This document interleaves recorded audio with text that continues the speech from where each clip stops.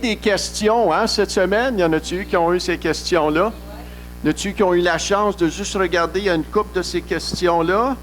Et les versets, les chapitres, oui, non, peut-être?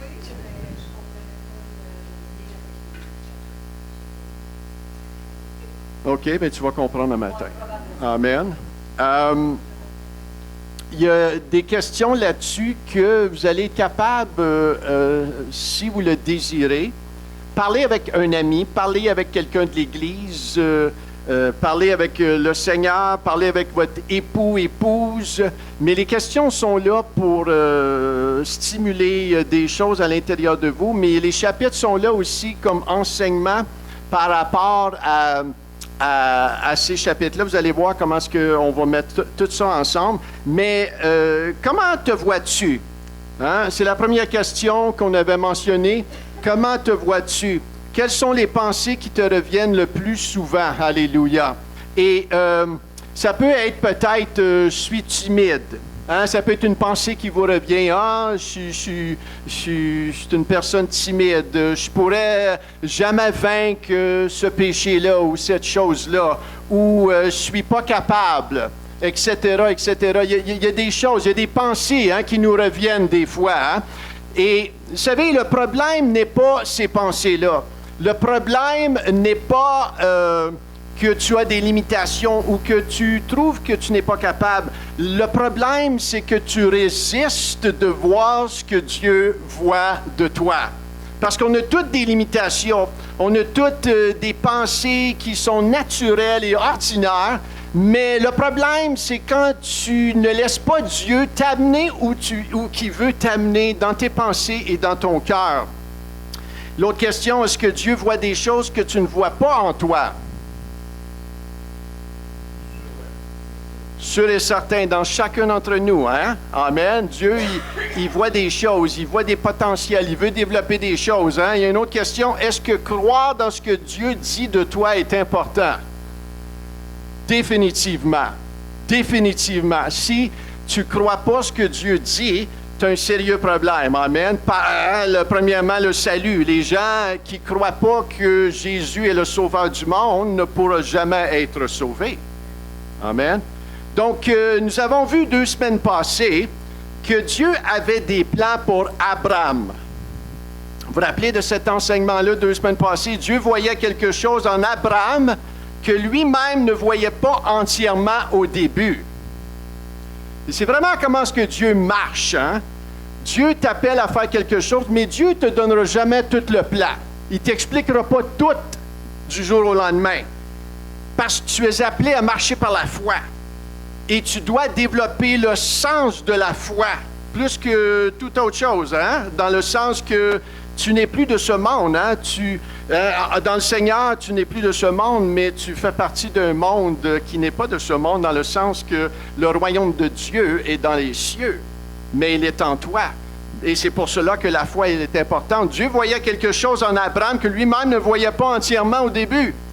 L'impossibilité qu'Abraham faisait face. On l'a vu, Sarah était stérile et que les deux étaient avancés en âge. Donc, il y avait un problème ici, là. Mais malgré l'impossibilité, Dieu voyait en Abraham le père d'une multitude de nations. Amen. Dieu voyait cela. Abraham et Sarah ne le voyaient pas totalement, là. Tu sais, ils voyaient d'autres choses. Ils voyaient les rides. Ils voyaient... écoute, là... hein? Mais Dieu voyait d'autres choses, parce que Dieu n'est pas limité par notre ordinaire ou ce monde naturel, il n'est pas limité par ça. Et on sait que par l'histoire, Dieu a amené Abraham dans un processus où il a saisi la promesse. Il a construit sa foi. On voit qu'au travers d'une relation, Abraham est devenu Abraham parce que Dieu l'a conduit à devenir Abraham dans sa foi. Et on lit cela dans Romains 4, 18 à 21. Alors que tout portait au contraire, il a eu confiance, plein d'espérance. Ainsi, il est devenu le père d'une multitude de peuples, conformément à ce que Dieu lui avait dit. Tes descendants seront nombreux, au verset 19. Bien qu'il considéra son corps, qui était comme mort, Hein? Il était vraiment comme mort. Il avait presque 100 ans et celui de Sera, qui il ne pouvait plus donner la vie, sa foi ne faiblit pas. Alléluia. Au contraire, loin de mettre en doute la promesse et de refuser de croire, il trouva sa force dans la foi, en reconnaissant la grandeur de Dieu et en étant absolument persuadé, tout le monde dit persuadé, que Dieu est capable d'accomplir ce qu'il a promis. Donc, on voit ici que Dieu a constamment fortifié la foi d'Abraham. Maintenant, est-ce que sa vie a été parfaite, exemplaire? Pas tout à fait, hein? Pas tout à fait. Mais on voit qu'il est demeuré fidèle à Dieu. Et à cause qu'il est demeuré fidèle à Dieu, Dieu l'a toujours fortifié et le fait grandir de gloire en gloire. Et si tu restes fidèle, malgré que ta vie peut aller un peu croche, tu peux tomber dans certains péchés. Si tu te relèves et tu te repens, Dieu va continuer à t'amener dans sa promesse. Amen. Et on voit, hein, Dieu, il l'amène à voir les étoiles du ciel dans Genèse 15. C'est quand même spécial, ça, hein? Dieu l'amène à voir certaines choses. Dieu utilise des choses visibles, des illustrations pour motiver ta foi, pour encourager ta foi, pour t'amener à croire. Dieu ne te demande pas de faire l'impossible. C'est lui qui fait l'impossible au travers de toi, mais il va t'amener à voir des choses. Il va stimuler ta foi. Et avec Abraham, il l'a amené à voir les étoiles du ciel et lui a dit, regarde les étoiles, hein, Moïse. Non, Abraham, hein? Je veux juste faire sûr que vous écoutiez. Regarde les étoiles du ciel. Telle sera ta postérité. Là, tu peux imaginer un petit peu Abraham, il regardait son corps. Il regardait Sarah. Mais Dieu dit, regarde les étoiles. Telle sera ta postérité. À un moment donné, il l'amène à voir les grains de sable. N'est-ce pas que Dieu est gracieux? Dieu est grand. Dieu ne nous laisse pas tout seul. Arrange-toi avec tes problèmes. Dieu, il marche avec nous. Il est là au milieu des affaires.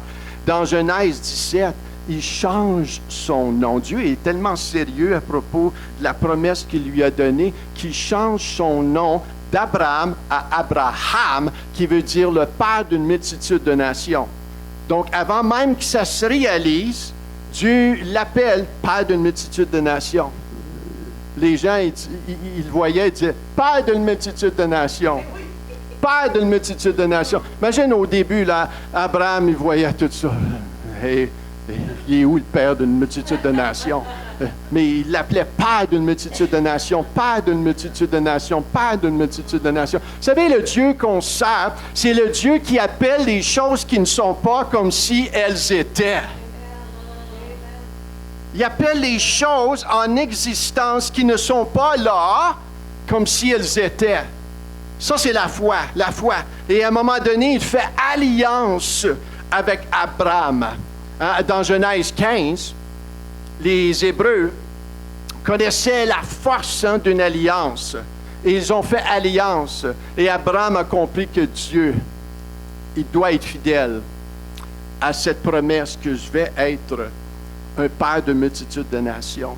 Parce que l'alliance, c'est la chose la plus sacrée. Quand tu fais alliance, quand deux tribus font une alliance, c'est la chose la plus sacrée, la plus mise à part, la plus... Tu comprends que, même les Arabes vont dire que le sang est plus épais que le lait. En voulant dire que quand tu fais une alliance, c'est plus fort qu'un frère qui est né de la même mère, qui a bu du même lait.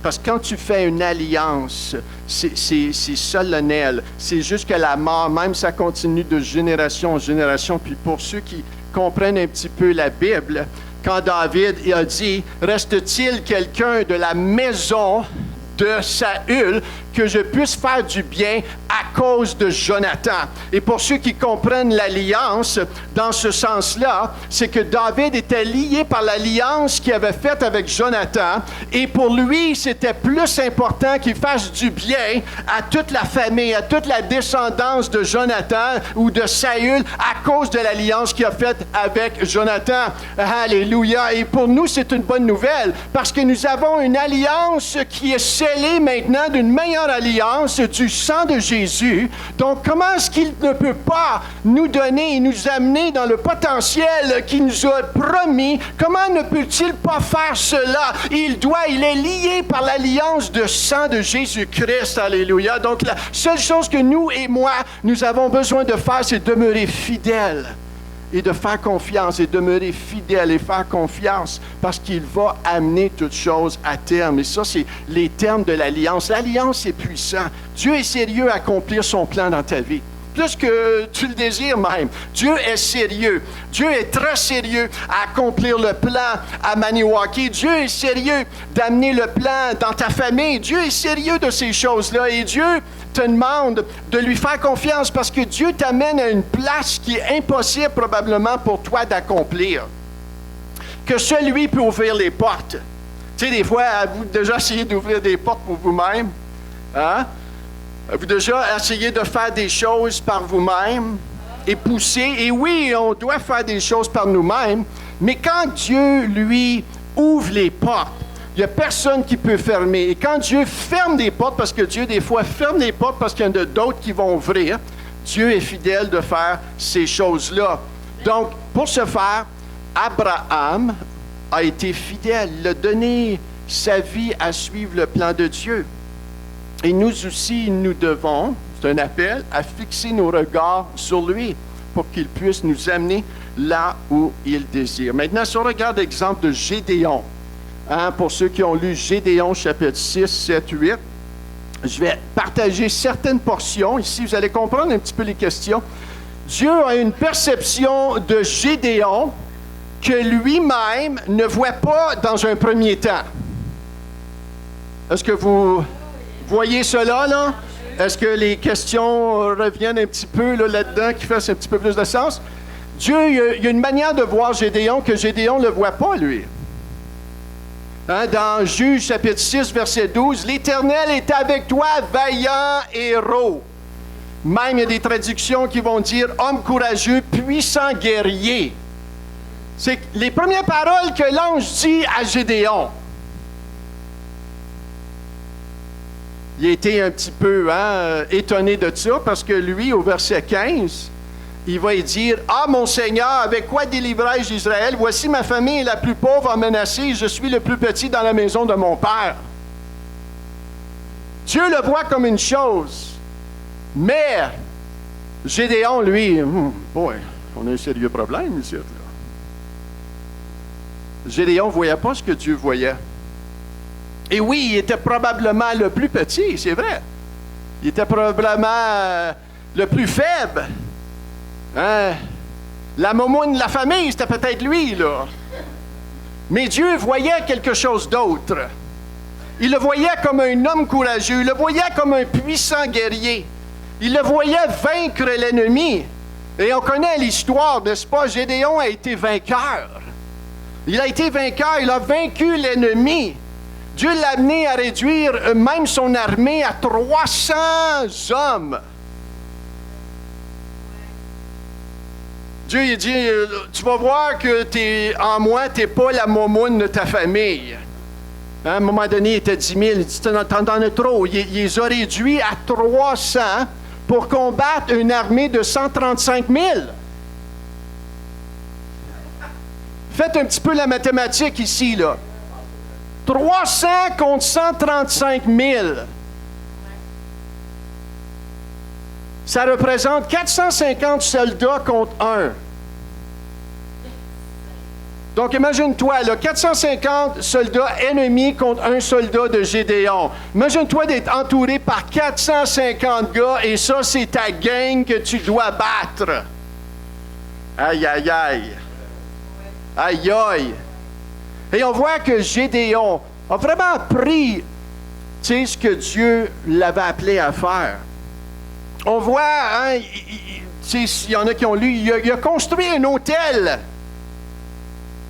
Et toute cette construction d'autel-là représente ton cœur d'adorateur, une adoration, une soumission.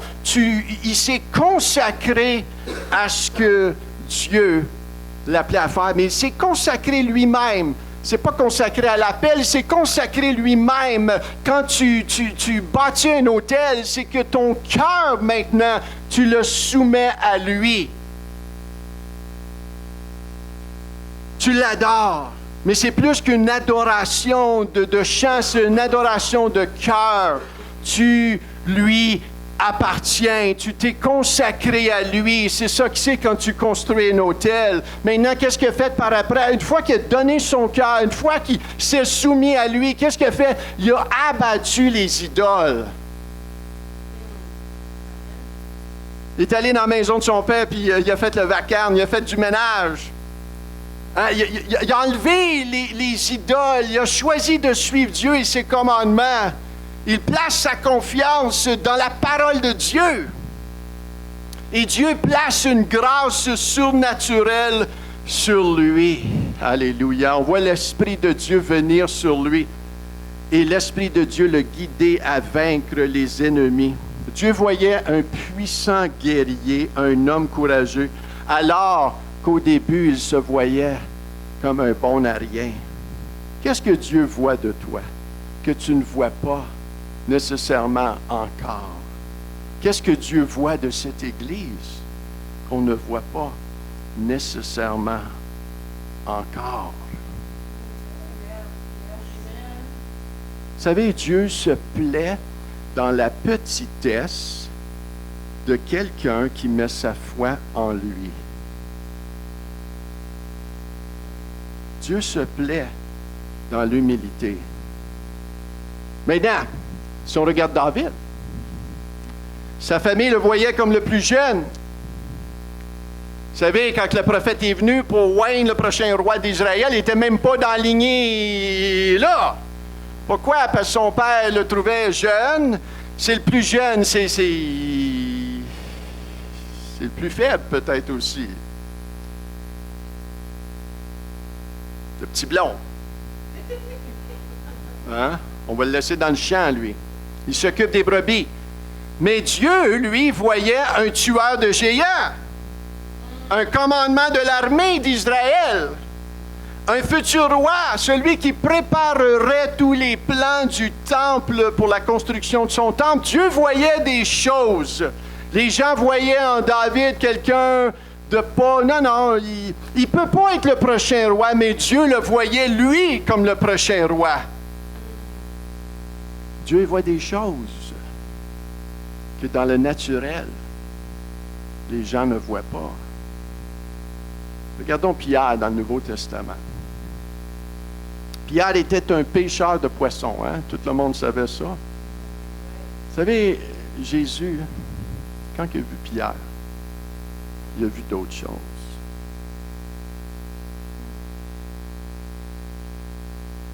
Dans Matthieu 4, 19,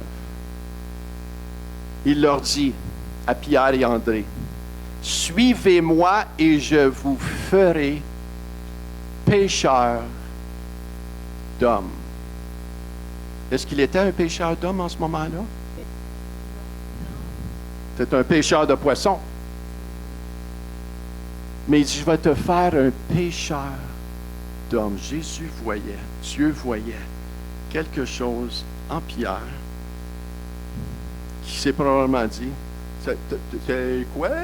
Pêcheur d'hommes, pêcheur de poissons, pêcheur d'hommes, que ça veut dire? T'es-tu sérieux?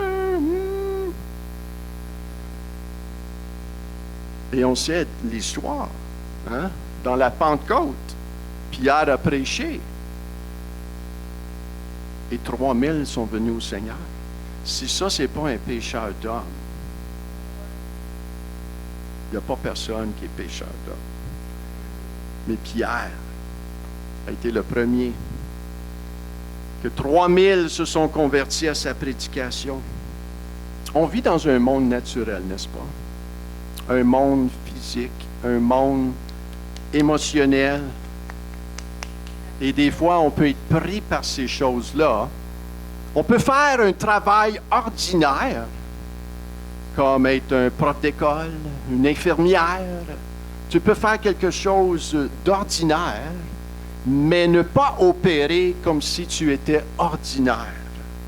Parce qu'en Jésus-Christ, avec la personne qui est née de nouveau, tu as été donné la capacité de Dieu d'opérer d'une manière surnaturelle et même avoir l'intelligence surnaturelle, avoir des idées surnaturelles, avoir une sagesse surnaturelle, avoir une compassion surnaturelle, tellement que les gens se disent « Wow, cet infirmier-là, cette enseignante-là, cette mère de famille-là, il y a quelque chose de différent sur elle. Elle opère dans le naturel, mais elle a l'extra de Dieu sur son ordinaire qui fait de elle Christ dans la chair, dans ce monde, au milieu de qu'est-ce qu'elle fait. »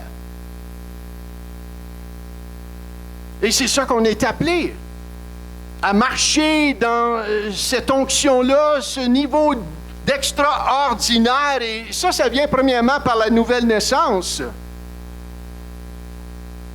Ça vient avec une consécration, premièrement, de nous-mêmes. Comme Gédéon a consacré son cœur en construisant un autel, c'est la première appel. Nos cœurs est soumis et consacré à lui. C'est l'adoration, c'est le premier commandement. Tu l'aimeras de tout ton cœur, de toute ton âme, de toute ta pensée. Le second, tu aimeras ton prochain comme toi-même. C'est les conditions de l'alliance, ça. Tu ne peux pas dire « Ah, je peux faire ce que je veux, Dieu va me bénir. » Écoute, je ne sais pas quelle parole tu écoutes ou quel évangile tu écoutes, mais tu te trompes. Il y a quelqu'un qui dit « Je suis sous la grâce et je peux faire ce que je veux. » Tu te trompes, là. L'évangile que tu prêches n'est pas un évangile qui est vraiment exact, parce que le Seigneur a dit à la femme adultère, lorsqu'elle a commis l'adultère, il lui a dit « Va et ne pêche plus. » Va et ne pêche plus. Ce qui veut dire quoi? C'est parce que si tu lis le verset après, ça va te dire pourquoi Jésus lui a dit que ne pêche plus, parce qu'il dit « Comme je suis lumière, que je marche dans les ténèbres », en voulant dire tous ceux qui sont en moi vont avoir la lumière, vont être capables de marcher dans la lumière comme moi j'ai marché. Et c'est là qu'on doit ouvrir notre intelligence en tant que chrétien et vraiment croire la parole de Dieu et croire la puissance qui vit en nous. Parce que des fois, on est un petit peu trop charnel dans notre marche avec le Seigneur. On marche avec le Seigneur, mais on ne vit pas comme le Seigneur. Et souvent, Dieu va te demander de faire des choses que tu ne te sentiras pas ou jamais à la hauteur. Tu ne te sentiras jamais capable.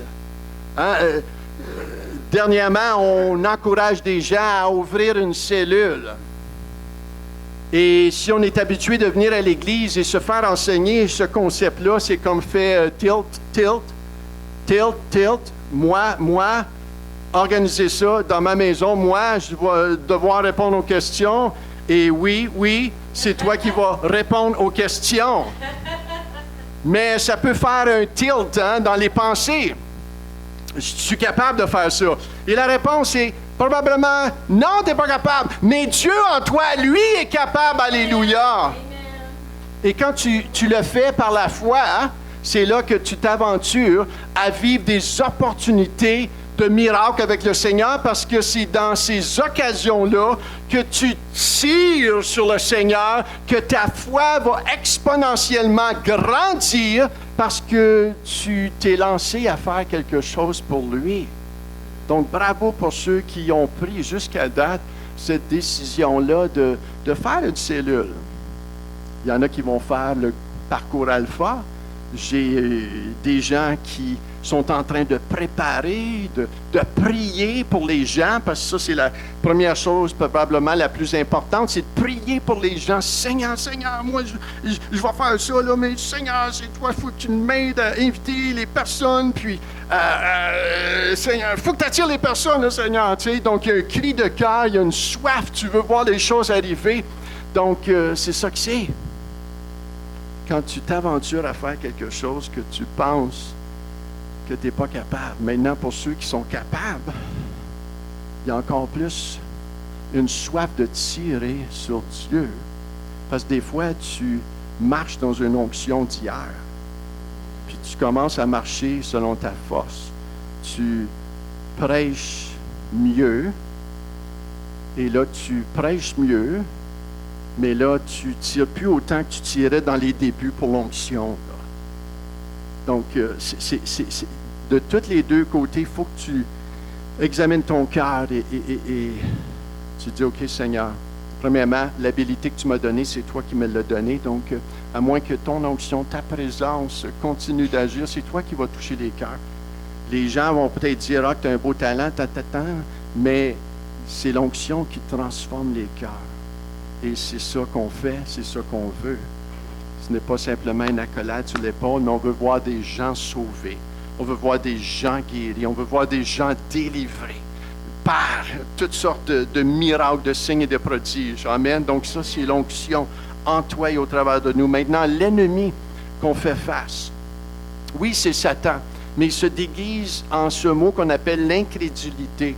C'est un mot, ça, l'incrédulité. L'incrédulité, c'est le manque de foi et de confiance dans la capacité de Dieu en nous. On est fixé sur nos limitations ou un refus d'aller plus loin en Dieu. On est captivé par notre passé. Il y a des gens qui sont pognés par leur passé. Des fois, tu voudrais juste les shaker un petit peu. Parce que le passé ne t'amènera jamais dans ta destinée. Et le passé va te paralyser, va t'empêcher d'avancer. Oui, tu aimes peut-être Dieu, mais cette incrédulité-là va t'empêcher de voir le Dieu qui veut agir en toi. Et Dieu a fait face à l'incrédulité. Et ça a été une résistance. Vous me dites, ben Michel, Dieu, il ne peut pas faire n'importe quoi qu'il veut. Non! C'est-tu choquant pour vous, ça? Good! Dieu ne peut pas faire n'importe quoi qu'il veut. Dieu est lié à sa parole. Dieu a mis sa parole. Et Dieu s'est engagé à marcher en partenariat avec l'homme. C'est pour ça qu'il s'est cherché Abraham. C'est pour ça qu'il cherche des gens. C'est pour ça qu'il a besoin de la foi. C'est pour ça qu'il a besoin de l'humilité. C'est pour ça qu'il a besoin de la soif. Parce que c'est les véhicules qui attirent Dieu. Et Dieu se cherche des hommes et des femmes pour marcher au travers de toi. Donc, dites pas, arrête de dire Dieu peut faire n'importe quoi qu'il veut. Il a la capacité de faire n'importe quoi qu'il veut, mais il s'est engagé de travailler au travers de l'humanité, d'une personne, d'un homme, d'une femme. Donc, c'est pour ça qu'il y a plusieurs personnes qui sont en colère contre Dieu. Comment se fait que Dieu n'a pas guéri telle et telle personne? Pourquoi que Dieu a permis que ma mère ou quelqu'un de ma famille meure du cancer?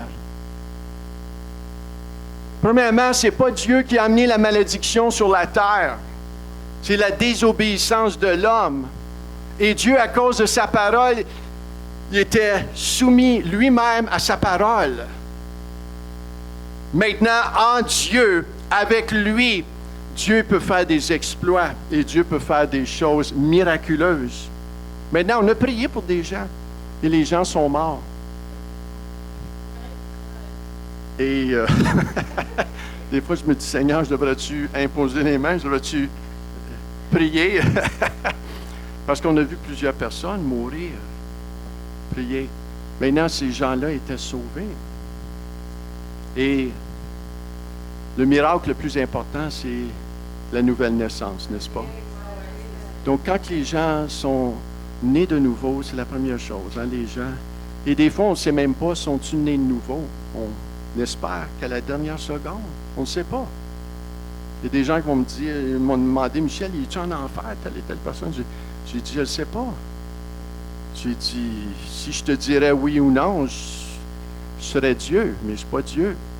Puis si Dieu a sauvé quelqu'un à la dernière seconde sur la croix, comment est-ce qu'il peut faire encore la même chose par le Saint-Esprit? Convaincre une personne que tu as déjà parlé, et à la dernière minute, s'il dit, Seigneur, pardonne-moi, pardonne-moi, pauvre pécheur, sauve-moi. Pouf, mort, se retrouve dans l'éternité. Donc, notre confiance est en lui. Mais Dieu fait face à la résistance, il fait face à l'incrédulité. Et on voit cela dans la première génération en Israël. Dans Nombre chapitre 13, et c'était un autre chapitre que je vous ai donné, ça. Ce qui arrive avec les 12 espions, ils sont envoyés pour explorer la terre promise, que vous connaissez, hein? La terre promise était abondante, tellement que ça a pris 2 hommes pour porter une grappe de raisin sur une branche d'arbre. Imagine-toi, là, tu sais, moi j'aime bien les raisins au Costco, sont verts, sont gros, sont juteux, Mais ces raisins-là, là, ils étaient exponentiellement gros, tellement que ça a pris 2 hommes pour l'amener sur une perche. Donc, alléluia, j'ai hâte de goûter à ces raisins-là. Moi, je vais demander au Seigneur, Seigneur, je veux goûter à ces raisins-là. Ils reviennent avec tout ça, l'exploration, mais il y a 2 rapports qui sont présentés. Les 12 ne sont même pas en accord. Il y en a un qui est inspiré de foi et il y a un autre rapport qui est inspiré de peur et d'incrédulité. Et on ne lira pas le chapitre, là, mais ils reviennent les 2. Puis ils disent, ah oui, c'est une terre qui abonde beaucoup en des bonnes choses. Mais ils vont dire, mais le peuple qui habite, ce peuple est puissant.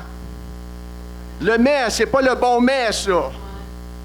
Les villes sont fortifiées, très grandes. Nous avons vu des enfants d'Anak. Oui, oui, c'est bon. C'est très bon ce que tu dis. Oui, oui, c'est bon ce que la parole de Dieu dit, mais tu sais pas mon passé.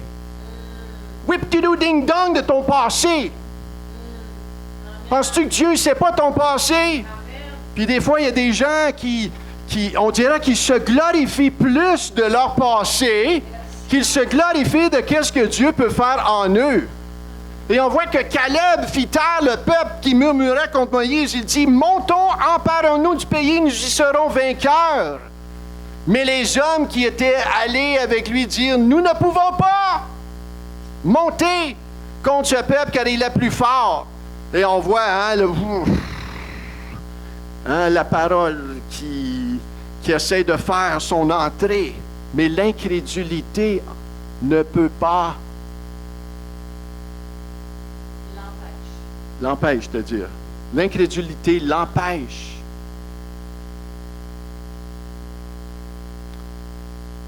Et au verset 33, il dit, nous y avons vu les géants, enfants d'Anak, de la race des géants. Nous étions à nos yeux.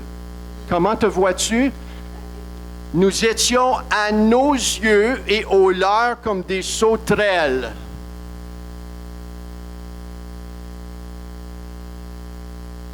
Deux rapports. 10 espions, un rapport qui est négatif. Maintenant, ils ne sont pas faux de dire qu'on est comme des sauterelles. C'est vrai qu'ils sont comme des sauterelles.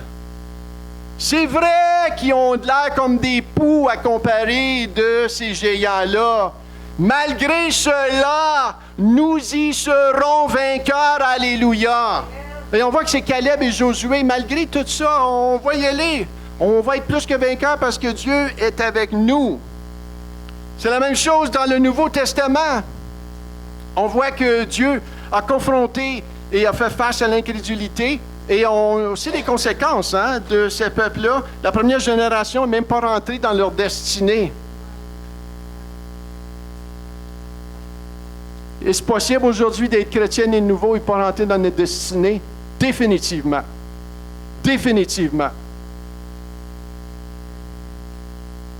C'est possible de rester à l'étape de oui, j'aime Jésus, oui, oui, oui, il est mon Seigneur et Sauveur, mais Dieu, il ne peut pas m'amener. Non, non, ça, là, c'est une faiblesse que j'ai. Je vais toujours endurer ça. Je l'ai entendu. On voit que Jésus confronte l'incrédulité dans les disciples avant même de proclamer la grande commission. Ils vont leur dire dans Marc 16, 14, 15, enfin, il apparut aux 11 pendant qu'il était à table. Il leur reprocha leur incrédulité et la dureté de leur cœur. C'était pas ici, oh, je vous aime ici, mes beaux disciples. Là. Jésus, il les a repris de leur incrédulité, de leur dureté de leur cœur, parce qu'ils n'avaient pas cru. Ils n'avaient pas cru. Et après ça, il a dit, allez dans tout le monde. Prêche la bonne nouvelle à toute la création. C'était, allez. Maintenant, 3 choses que je veux partager avec vous pour voir ce que Dieu voit en nous et autour de nous. Premièrement, une personne consacrée à Christ et son plan, on en a parlé. Ça prend une personne consacrée, une personne qui a donné son cœur au Seigneur, une personne qui s'est soumise à lui. Et tu peux avoir donné ton cœur au Seigneur, mais à tous les jours, tu as un choix quand même. Là, hein? Mais quand tu as donné ton cœur, Quand tu lui as donné ton cœur, quand tu lui as donné ton cœur, tu ne te réveilleras pas tous les matins, je dois-tu suivre le Seigneur aujourd'hui, je ne suis pas le Seigneur aujourd'hui, suis-tu le Seigneur aujourd'hui, je ne suis pas le Seigneur aujourd'hui. Tu lui as donné ton cœur. Tu lui as donné ton cœur. Maintenant, tu peux avoir des meilleures journées que d'autres. Tu peux te réveiller comme si, t'es où, Seigneur, là, matin? J'ai besoin d'un petit boost, là. C'est comme... Surtout s'il n'y a pas de café autour, là. Surtout si tu es en Afrique et le café, tout est fermé. T'es où, Seigneur, là? Je suis là, hein? Mais quand tu as donné ton cœur au Seigneur, tu lui as donné. Tu lui as donné ton cœur. Et quand tu donnes au Seigneur, il se donne à toi. Il s'est déjà donné à toi. Il est déjà mort pour toi. Il attend pour que toi, tu te tournes vers lui et que tu le reçois comme Seigneur et Sauveur. Et quand tu fais cela, il vient habiter en toi. Il y a un ADN qui vient en toi, son ADN, son esprit. Parce que pour le suivre, tu as besoin de lui. Tu ne peux pas le suivre avec ta volonté. Tu peux être bien beau, bien fort, bien spécial, mais à un moment donné, tu vas faire face à certaines choses que s'il n'est pas en toi, si tu n'as pas reçu la nouvelle naissance, tu ne pourras pas. Tu ne pourras pas franchir, tu ne pourras pas vaincre. Ça prend cet ADN du Saint-Esprit en toi. La deuxième chose, c'est une soif continue pour grandir. Et c'est là le challenge. Des fois, on peut l'avoir reçu. On peut ouvrir notre vie, mais c'est là qu'on doit continuer à être assoiffé pour grandir. Et ça, tu as besoin des gens, hein? J'ai besoin des gens pour grandir. J'ai besoin des gens qui me frottent du méchant côté comme des gens qui me frottent du bon côté. Et il y a des fois des gens qui te frottent du méchant côté pour te faire réaliser que Christ n'est pas formé encore en toi. Et c'est bon, ça. Tu sais, il y a des gens qui cherchent l'Église parfaite. J'ai un petit secret, je vais te sauver bien du temps. Il n'y en a pas. Il n'y en a pas. Il n'y en a pas d'Église parfaite.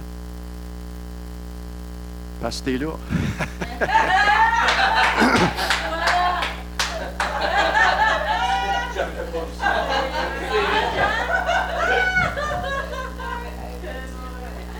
Tu sais, mais quand tu te soumets au plan de Dieu, quand tu sais, hey Seigneur, tu m'appelles là, je vais te servir de tout mon cœur. Tu vas à l'Église, non pas pour toi, tu vas pour le Seigneur et tu vas pour servir. À la minute que l'Église devient pour toi, c'est à la minute que tu entres dans un problème. Parce que ça devient moi. L'Église n'a jamais été faite pour toi. L'Église a été faite pour Dieu et l'Église a été faite pour que tu grandisses, que tu sers. Et à la mesure que tu sers, Dieu va te redonner. Donne et il te sera donné. Une bonne mesure serrée, secouée qui déborde. Donc, une détermination et une soif à le suivre. On doit le suivre. Tu continues à le suivre. Et troisièmement et dernièrement, c'est une détermination à renouveler nos pensées. Et c'est ici, des fois, qu'on manque la note de renouveler nos pensées. On sait que Dieu dit ça, mais est-ce qu'on le croit? Est-ce qu'on le vit? Est-ce qu'on marche là-dedans? Donc, il y a une détermination à renouveler nos pensées à la lumière de ce que Dieu dit. J'ai toujours mentionné, pour ceux, le témoignage que quand Dieu me dit « Tu vas prêcher ma parole », j'ai eu un excitement, mais en même temps, j'ai eu un combat. Parce que, waouh, c'est le fun, ça, Seigneur. Oui, oui, tu me prépares. Oui, à être un pasteur. Alléluia.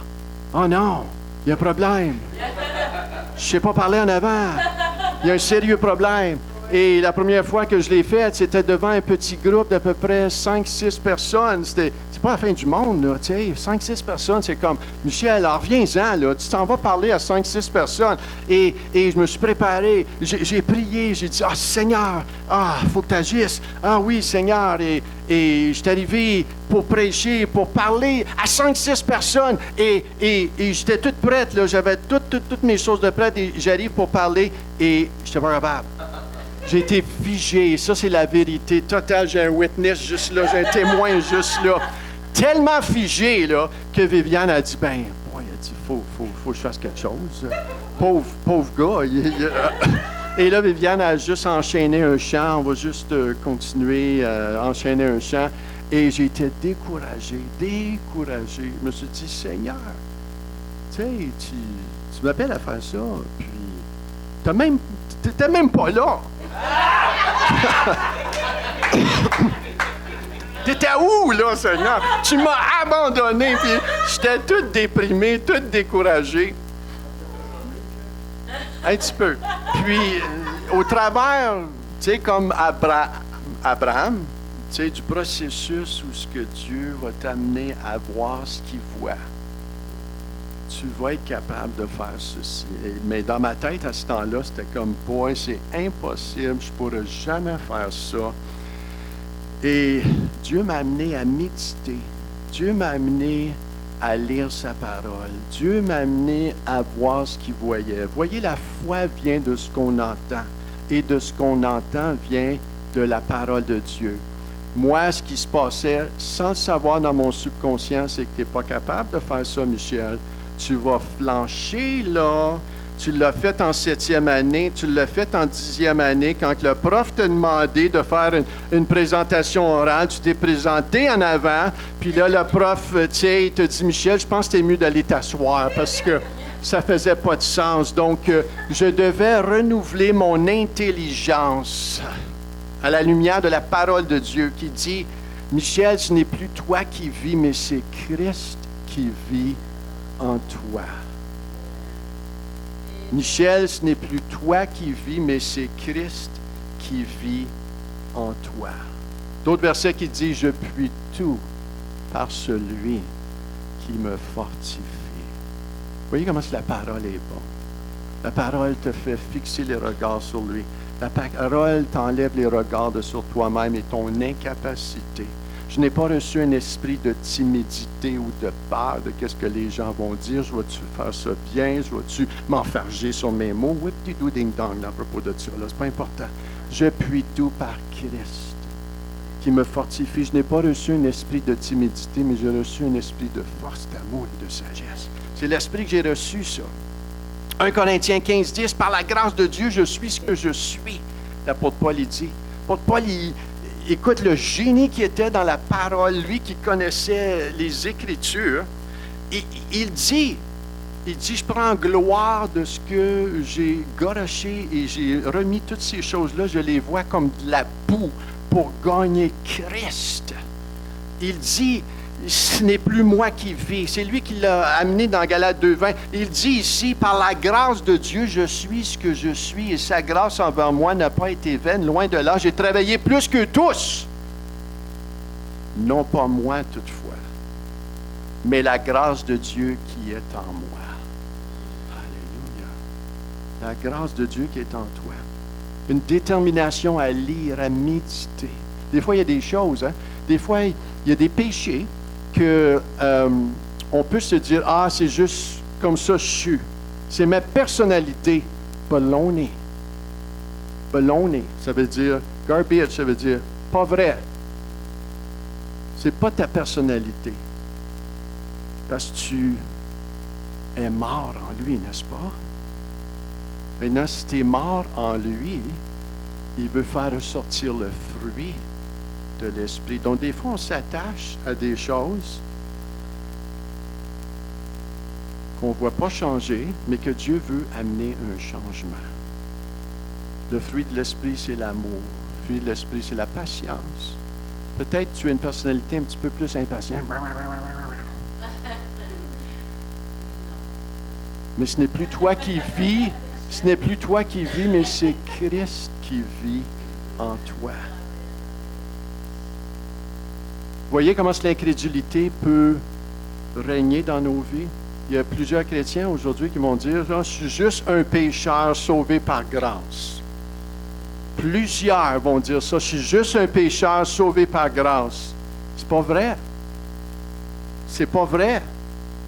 Tu étais un pauvre pécheur sauvé par grâce, mais maintenant tu es un enfant de Dieu. Maintenant tu es la justice de Dieu. Maintenant tu es plus que vainqueur. Maintenant celui qui a ressuscité Jésus d'entre les morts, son même esprit habite en toi.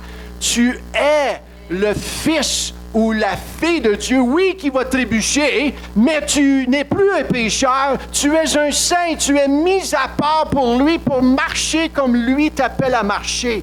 Voyez comment est-ce que la différence est là. Un pauvre pécheur sauvé par grâce, c'est comme une mère qui est un père qui va dire à son fils, tu seras toujours bon à rien, là. Tu vas toujours être bon à rien, là. Reste humble, là.